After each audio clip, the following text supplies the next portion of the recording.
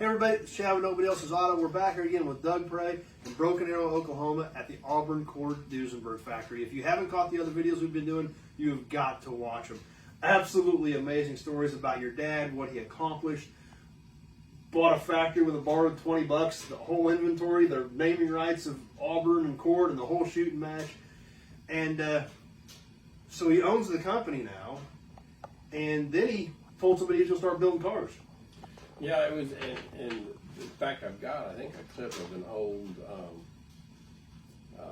news reel that was interviewing him, telling him he was going to come out with a new Cord, and he called it was an ageless design, an ageless automobile.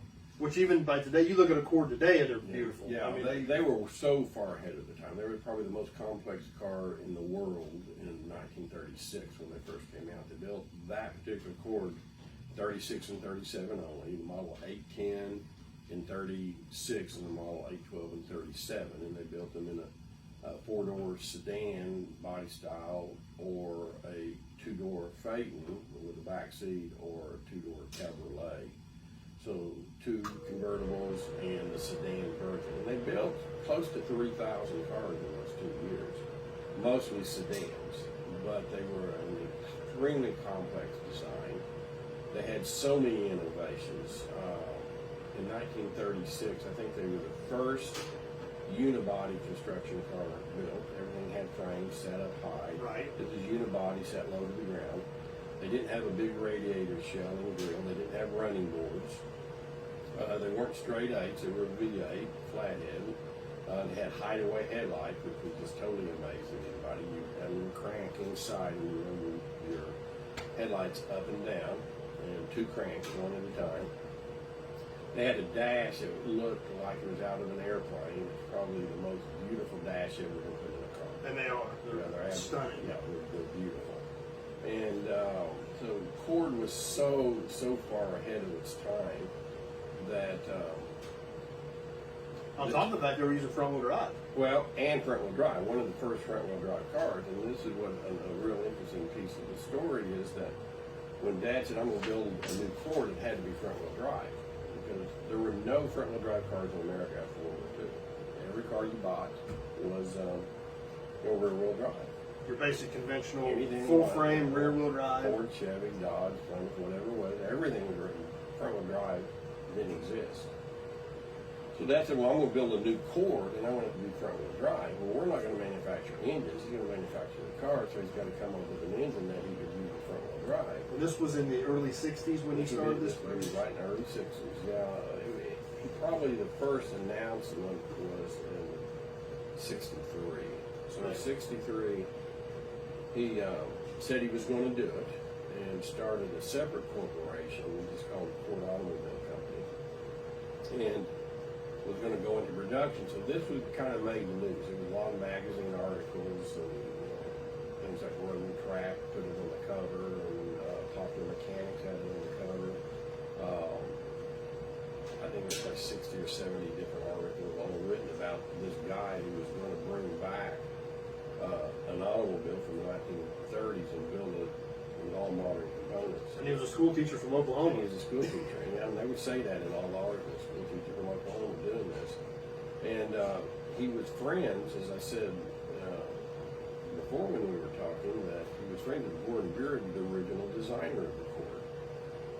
And Gordon Burig at the time was contracted with Ford and couldn't do any outside work. But he said, Glenn, he said, I love what you're doing, I want to be involved.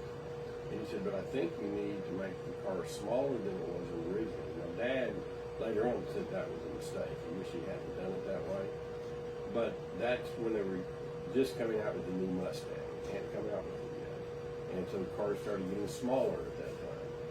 And he said, no, Glenn, that's the way things are going. Why don't you just scale it down? And if you do, you can make a front-wheel drive using the Chevrolet Corvair engine, because it's a transaxle car. Take the engine from the rear, put it in the front, and design your U-joint system. And Dad, they were in a hotel in Detroit, and they've already used a yardstick from the people at the counter in the hotel. Went out on the street and found a Corvair in the street, and Dad crawled under it and measured it, and he said, this will work. And so that started the whole idea of the new cord being scaled down. So the original cord was cord 8, model 810. Well, this cord is 8/10 the size, so they called it the cord 810/810. So, and then they were nicknamed the little cord. And he said he got from the time that they built the first one, which was built back here in the secret room in this building, and everybody said it was cute, and that was always just the cutest thing I've ever seen. And he said, I didn't set out to design or build a cute car, but that's just because of its size, that's what it was. And then they ended up building 97 of them in production style. And they built them with the turbocharged version, the 4-carburetor version. If it had the turbocharger, they put outside exhaust on it. If it didn't, it didn't, just like they did in the original. Just like, like the original ones. And then Dad also was extremely innovative too, because they hooked up with U.S. Rubber. U.S. Rubber had a new product called expanded royal light. It was a plastic, and they wanted to get it out on the market. And so they agreed to build Dad's bodies out of this brand new material, so a thermoplastic. And so Dad, a lot of cars in plastic are all over them these days. So Yeah, a lot of body panels are plastic on a lot of stuff. So Dad designed and built the first front-wheel drive car in America after World War II with this new Ford, and the first thermoplastic body car in the world. In '66 is when the first one came out, and actually delivered the first car. And so you can find pictures. There's a beautiful picture of it on Road and Track. Just the whole cover is the new Ford. And fantastic car, but a lot of things like Dad said in hindsight, that he would have changed. But he said because they had investors in this new automobile company, and he just now owns stock in his own company. And again, he'd set up the company, he bought the new buildings, he did everything to build this new Ford. But they were rushing into production, and they said, Dan, you've got to go into production now. And he said, we're not ready. We need another 6 more months of development before we start producing the cars. And they forced his hand and forced him into production. And he said it was too soon, the bugs needed to be worked out. Nothing major, but it was always a concern of his. But after he got into production and he had done something that had never been done before in the history of the world, built a new car and a front-wheel drive car,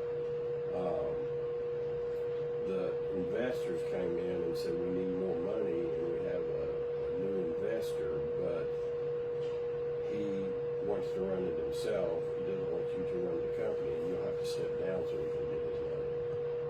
So Dad said I was literally kicked out of my own business that I had created. He called it a baby. He said I was so mad. He said I drove out of there that day. Literally, I had stock in the company, and he said I left and came back out to this factory where we're at right now, and said he was so mad I wanted to start all over again. And this time he's going to go a full-size car, and it's going to be an Auburn Speedster, his favorite car. So the second time around, he did it different, just to show everybody, that he could. And in hindsight, he looked back on it and said, I could have saved that company. The company without him lasted, I think, 8 or 9 months, and then they took out bankruptcy, and that was the end of the new Ford. All its fame and fortune and orders, and they had it all, but they couldn't make it work.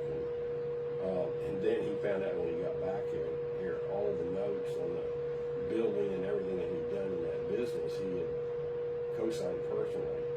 So he was going even though for it a went lot of it. bankruptcy, they came out here and said,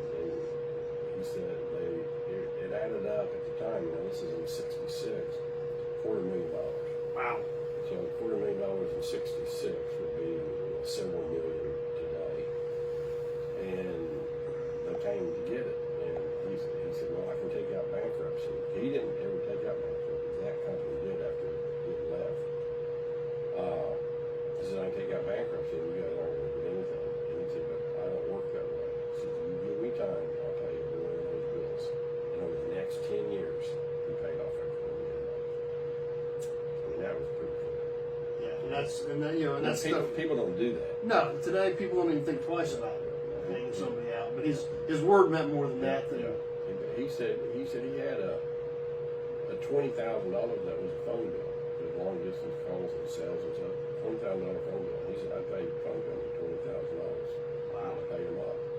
But he kept the doors open and then built the new cars and kept it going. One thing I always said about Glenn Pray and what he really liked, he was,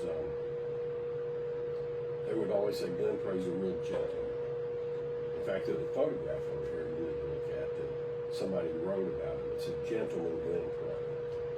But he was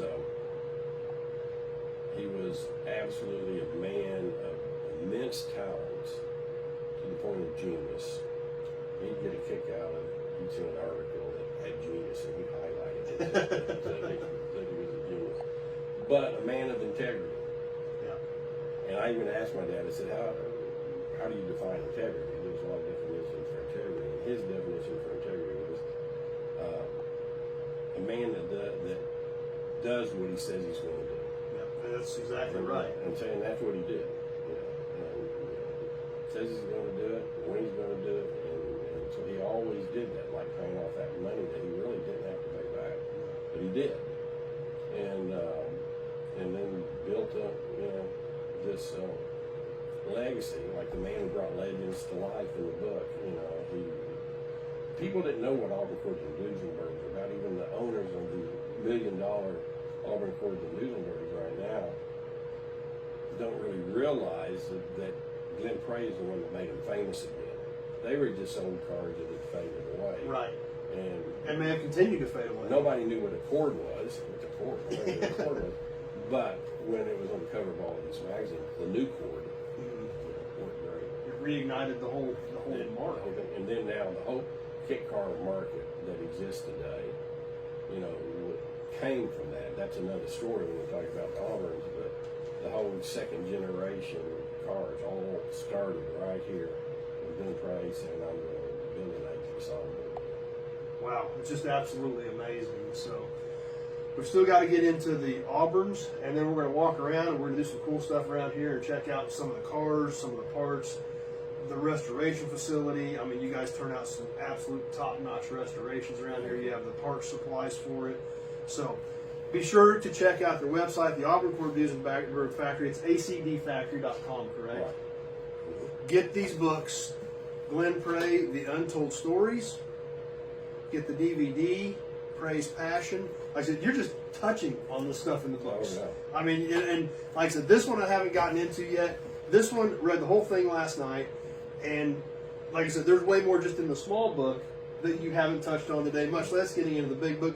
Or you can get this book in the hardback coffee table version with the color pictures and stuff. And these are limited. This is the last run of these. There's just a couple handfuls left on the shelf, so when these are gone, these are gone. But be sure to get to their website, check that out. They can send those out to you. If you're on Facebook, be sure to share the video with your friends. Invite them to come over, give the page a like so you can hang out.